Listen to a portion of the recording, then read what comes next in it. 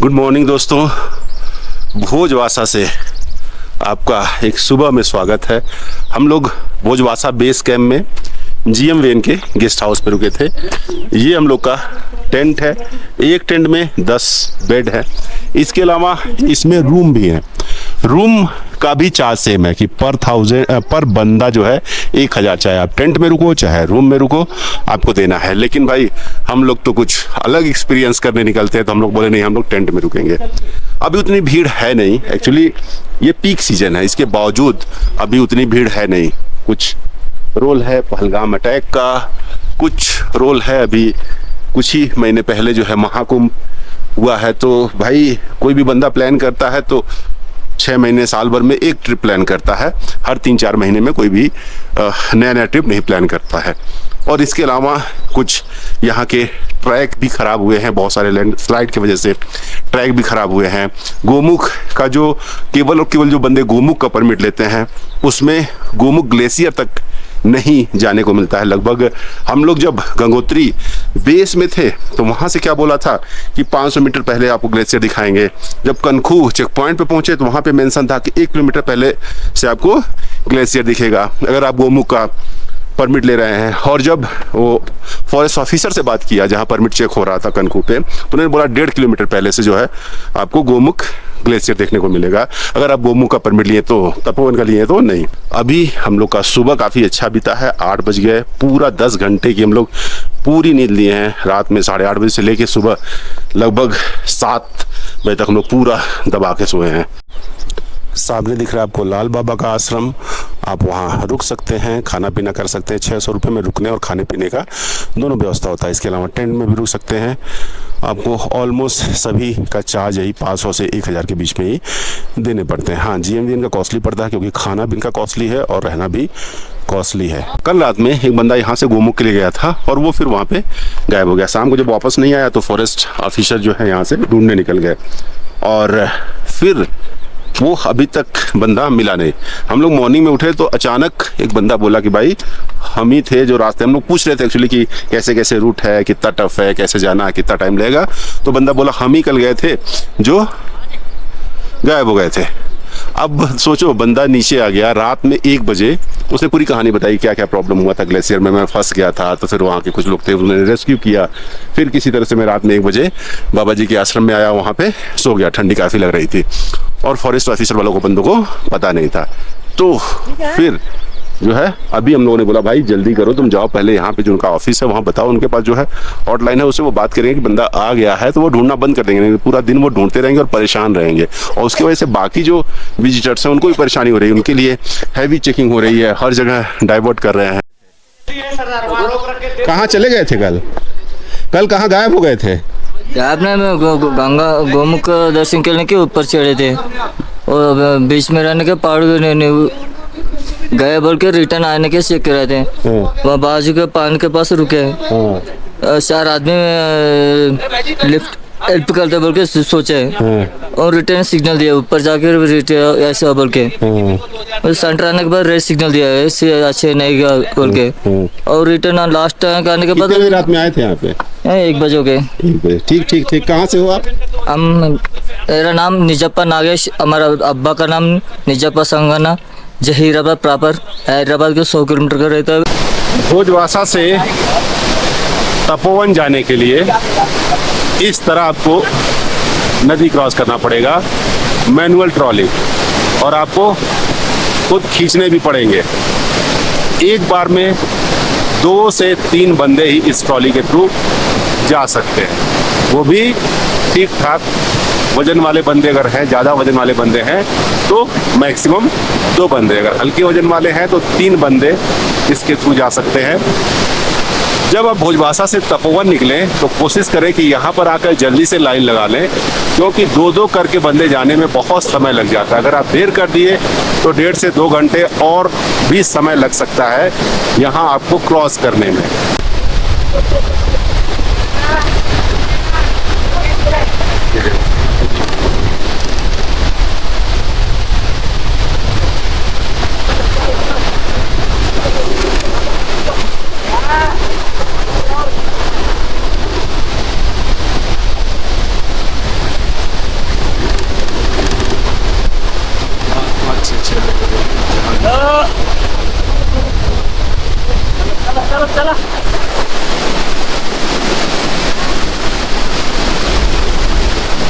जय श्री राम।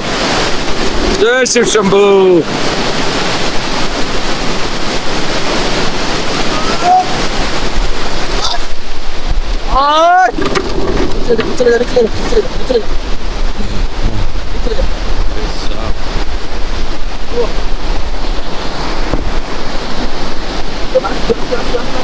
चलो एक जोर आ गया चलो एक जोर चलो आ गया। छोड़ दो सरदार है इस कूदेगा और खींचो और वापिस चली जाएगी छोड़ कर दो लोग लगाओ। दोस्तों, भोजवासा से ऑलमोस्ट हम लोग 1 किलोमीटर आ चुके हैं और ट्रॉली वाला ब्रिज क्रॉस करने के बाद रास्ता थोड़ा सा उतार चढ़ाव भरा ही है, लेकिन ऐसे जो पीछे दिख रहा है ऐसे बहुत बड़े बड़े पत्थर पूरे रास्ते में हैं, बोल्डर जिनको बोलते हैं। छोटे मोटे क्रॉसिंग हैं जो लैंडस्लाइड की वजह से पूरा का पूरा पत्थर दरक गया था, वो क्रॉसिंग आपको मिलेंगे। और रास्ता ऐसा सच वैसा नहीं मिलेगा जैसा गंगोत्री से चीरबासा होते हुए भोजवासा का रास्ता था।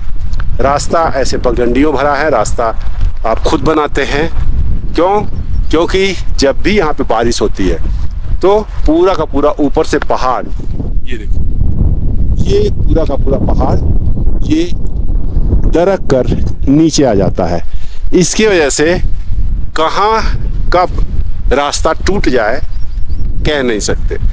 तो ऐसे पगडंडी वाले रास्ते बना के रास्ते आपको चलने हैं। देखो यहाँ पे कोई रास्ता नहीं है, ऐसे बना हुआ है। थोड़ा बहुत लोग चलते चलते थोड़े से रास्ते क्लियर हो जा रहे हैं, उसी से आपको अंदाज लगाकर चलना है। बारिश की हल्की हल्की बूंदें हो रही हैं, तो अभी तो हम लोग जो जैकेट पहने हैं वो सेमी वाटर प्रूफ है, तो अभी तो काम चल जाएगा। लेकिन अगर बारिश बढ़ती है तो हम लोग को रेनकोट भी निकालना पड़ेगा।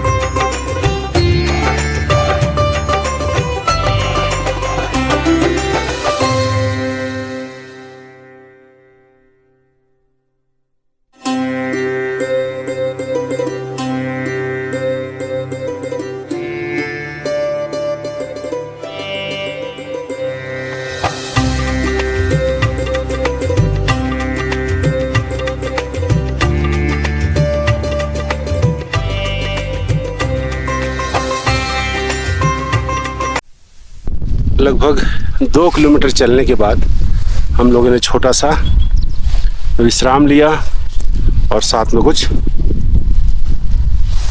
एनर्जी ली। रास्ता ऑलमोस्ट ऐसे ही है, लेकिन मौसम ठंड वाला है और बारिश की बूंदें हो रही हैं।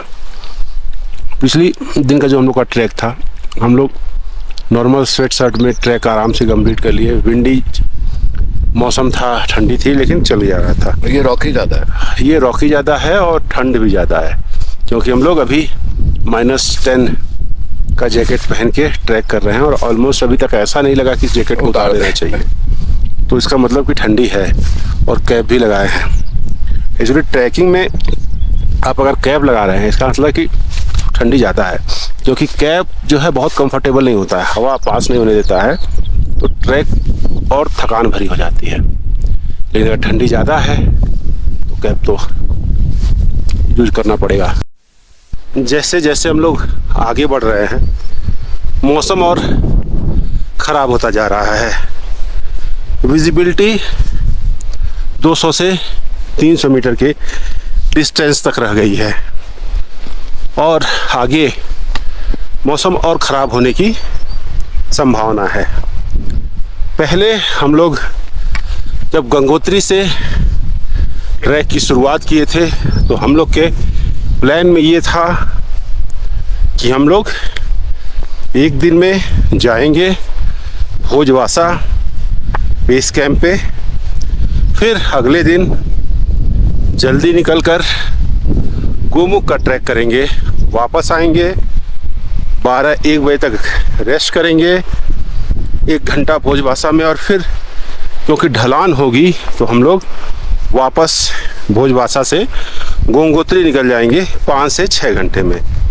इसीलिए हम लोग 2 दिन के हिसाब से परमिट भी लिए थे। नॉर्मली फॉरेस्ट डिपार्टमेंट गोमुख के लिए 2 दिन का ही परमिट देता है, लेकिन मौसम को देखते हुए ये लग रहा है कि हम लोग आज गोमुख का ट्रैक करके भोजवासा आएंगे और भोजवासा में आज के दिन स्टे करेंगे। कल वापस हम लोग गंगोत्री के लिए जाएंगे, क्योंकि विजिबिलिटी नहीं है तो पहुंचने में भी समय लगेगा, मौसम भी ख़राब होगा, तो प्लान चेंज करना ज़रूरी है।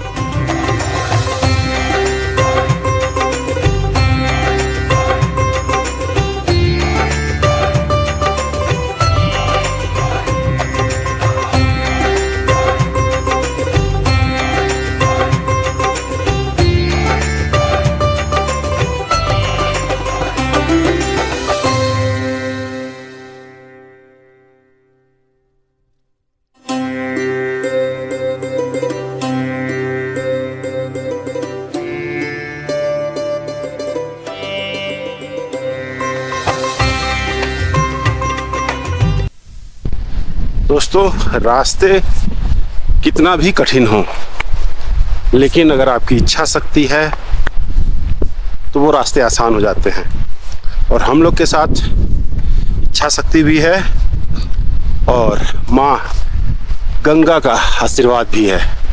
मौसम माँ गंगा ने बिल्कुल सुहाना कर दिया, जिसकी वजह से थकावट का एहसास नहीं हो रहा है। लग रहा है बस किसी तरह से माँ गंगा के अवतरित स्थल, जहाँ भगवान ब्रह्मा के कमंडल से माँ गंगा अवतरित हुई थी, उस स्थल तक किसी तरह पहुँच जाए और दर्शन कर ले।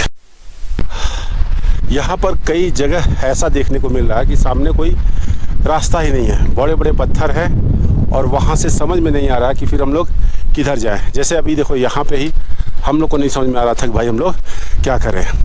आप ध्यान रखो, जब भी ऐसे दुर्गम स्थल पर आओ तो जगह जगह पर ऐसे कुछ पत्थरों को सजा कर रखा जाता है। यह एक सिंबल है कि आपको किस रास्ते पर जाना है। जिधर इन तरह के पत्थरों की सजावट आपको दिखे, उसी तरफ आपको धीरे धीरे आगे बढ़। चलते चलते अब रेत के पहाड़ दिखने शुरू हो गए। पीछे आप देख रहे होंगे जिन रास्तों से हम आ रहे हैं, रेत उस पर साफ दिख रही होगी। अभी आपको हम सामने भी दिखाते हैं, पूरा की पूरी रेत बिछी हुई है। अनुभव हर पल बदलता जा रहा है, अगले पल कुछ और उसके अगले पल कुछ और। इस अनुभव को साझा करने में बहुत खुशी मिल रही है, लेकिन महसूस करने के लिए आपको आना पड़ेगा यहाँ पे। गोमुख का जो ट्रैक है वो 2 महीने, मई जून और फिर बारिश ख़त्म होने के बाद 2 महीने अक्टूबर नवंबर ही स्टार्ट रहता है। कारण क्या है आप समझ सकते हैं। हम लोग पूरा रिवर बेड से होते हुए जा रहे हैं। बारिश में जाहिर सी बात है ये रिवर बेड पूरा का पूरा पानी यहाँ पर रहता है, तो जाने का कोई रास्ता नहीं है, कोई अल्टरनेट रूट नहीं है। तो बारिश में तो आप आ ही नहीं सकते हो।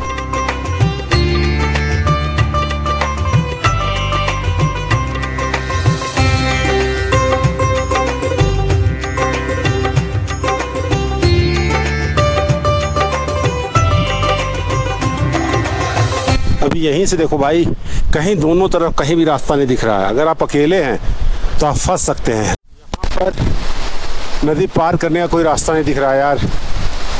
लेट्स सी कैसे हम लोग पार करते हैं। वाह, अरे यार, सीधे जाएंगे नदी के उस पार से, तो आप तपोवन की तरफ जाएंगे। हम लोग नदी क्रॉस करके गोमुख की तरफ जा रहे हैं। फाइनली दोस्तों, एक कठिन ट्रैक के बाद हम लोग उस दिव्य स्थल तक पहुंच गए हैं, जहां पहुंचने के लिए हम लोग पिछले 2 दिन से कड़ी मेहनत कर रहे थे। जी हाँ, हम लोग पहुंच गए हैं गोमुख ग्लेशियर पे। माँ गंगा का उद्गम स्थल। कहते हैं कि गोमुख ग्लेशियर की लंबाई 30 किलोमीटर से भी ज़्यादा है और चौड़ाई लगभग 4 किलोमीटर है। और ग्लोबल वार्मिंग की वजह से धीरे धीरे लंबाई इसकी कम हो रही है। लेकिन भाई, ओरिजिनल प्लेस पे माँ गंगा के हम लोग आ गए हैं। यहीं से माँ गंगा नीचे जाती हैं देवप्रयाग, सोनप्रयाग, नंदप्रयाग, कर्णप्रयाग, रुद्रप्रयाग, वाराणसी, नासिक, यहीं से हरिद्वार माँ गंगा जाती हैं। तो हम लोग उस मुख्य जगह पर पहुंच चुके हैं। क्या अद्भुत नज़ारा है। कहते हैं पूर्ण रूप से अगर आप देखेंगे तो इस ग्लेशियर का जो आकार है वो गाय के मुख के समान है। इस वजह से इसे गोमुख ग्लेशियर कहते हैं। एक अद्भुत अनुभव, एक दिव्य अनुभव गोमुख ग्लेशियर का, माँ गंगा के ओरिजिन स्थल का, वह जगह जहाँ से माँ गंगा ब्रह्मा जी के कमंडल से निकली थी।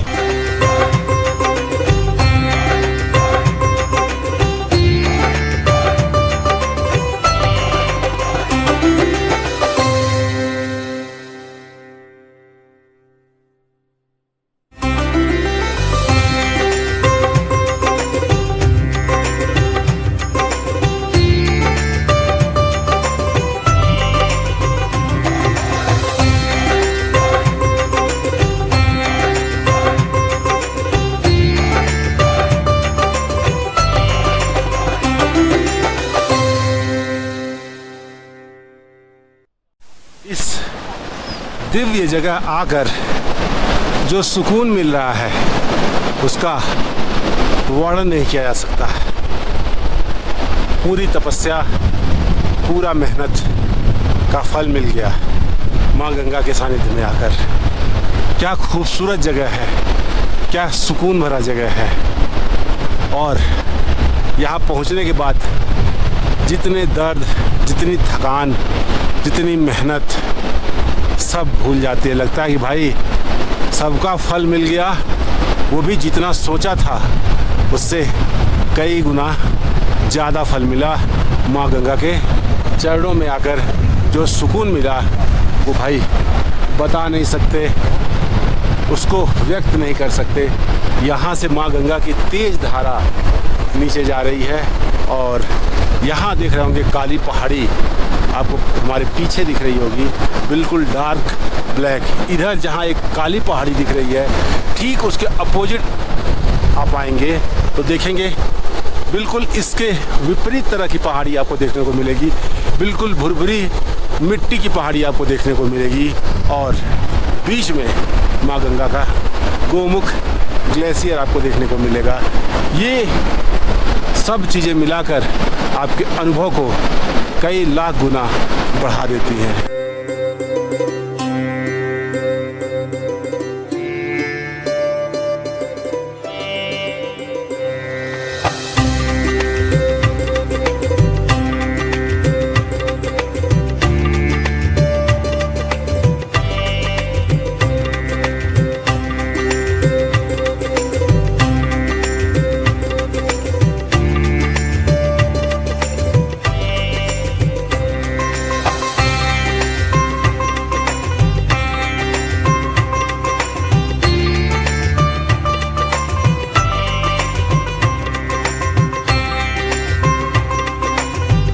जब आप तपोवन जा रहे होते हैं तो पहाड़ों का नज़ारा कुछ इस तरह बदलता है। ये बिल्कुल ब्लैक पहाड़ी सामने जो दिख रही है,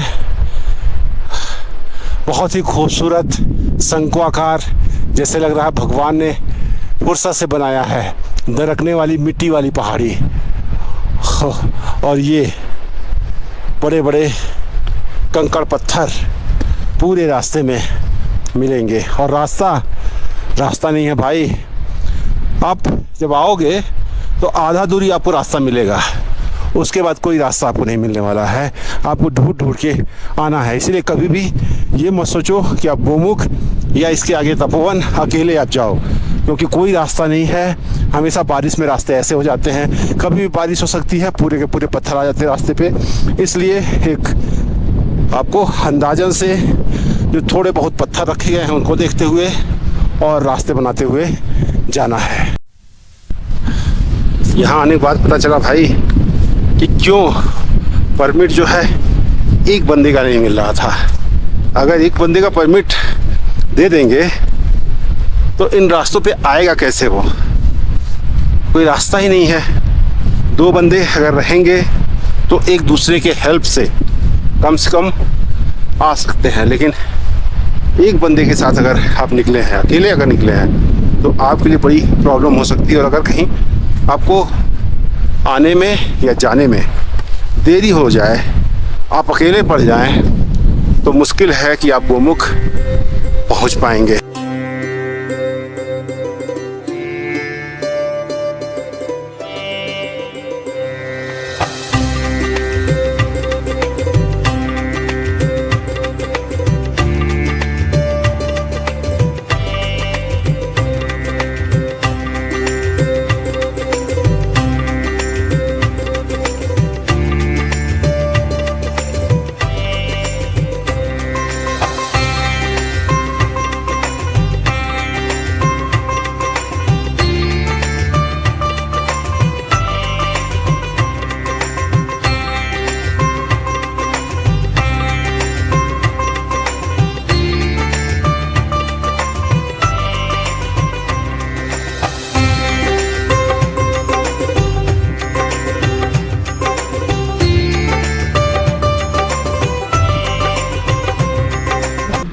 तो दोस्तों शाम के 5 बज गए हैं और हम लोग अपने गेस्ट हाउस में आ गए गोमुख का ट्रैक कंप्लीट करके।